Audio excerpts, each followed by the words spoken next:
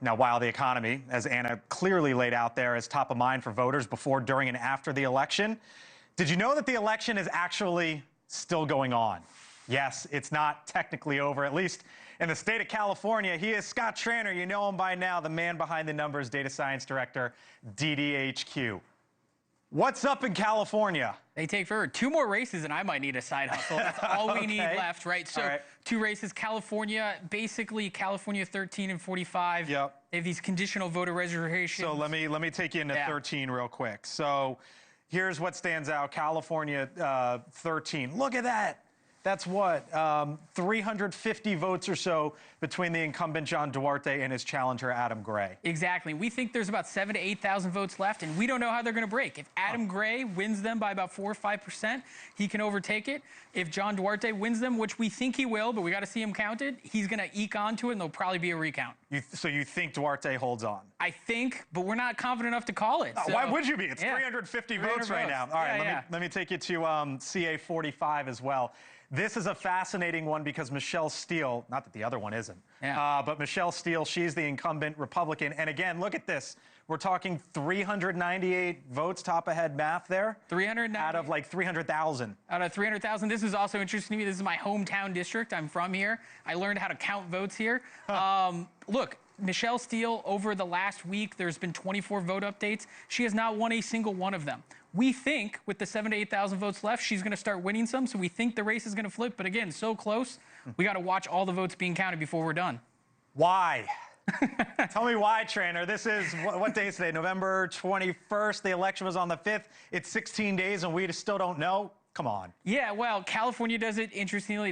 I'm not blaming you, by the way, but just tell me why. Yeah. Look, the counties, they have the way they do it. Specifically, Orange County, these California counties, they have these things called conditional voter registration. It's these people who come to vote and they have to double check their registration or registration the same day. Okay. They go through a process. It takes a little bit of time, and this is what we're going through. They're taking extra time to make sure these conditional voters have gone through the process and their votes get counted or they get thrown out because they didn't register in time. So when are we going to know?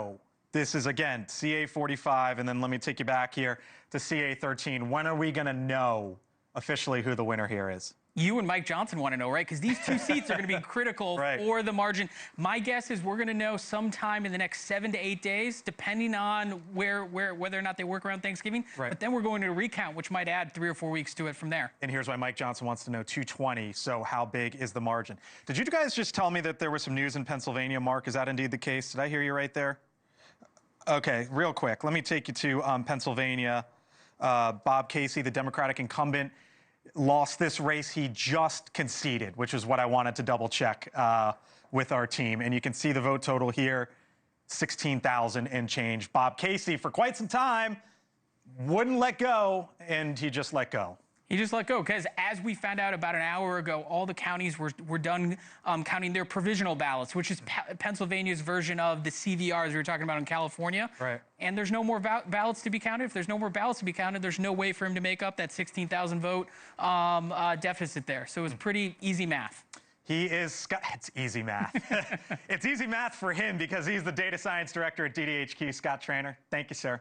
Thank you for watching, and make sure you go to joinnn.com to find NewsNation on your television provider.